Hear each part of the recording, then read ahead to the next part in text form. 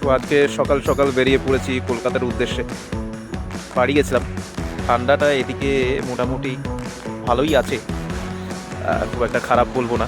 এই আমি আর আমার বাইক সঙ্গে, আর আমি এখন দাঁড়িয়ে আছি বিষ্ণুপুর যাওয়ার পথে একটা খুব সুন্দর লোকেশনে, খুব সুন্দর জায়গাতে, খুব সুন্দর একটা জঙ্গলে।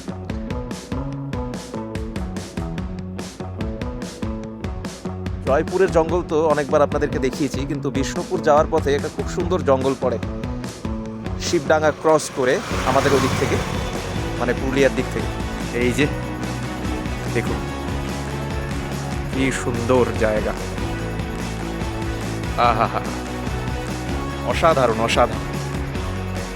এই সূর্য এখন প্রায় মধ্য গগনে। হ্যাঁ, আজকে কুয়াশা আছে বলে একদমই বোঝা যাচ্ছে না বেলাটা কতটা হয়েছে।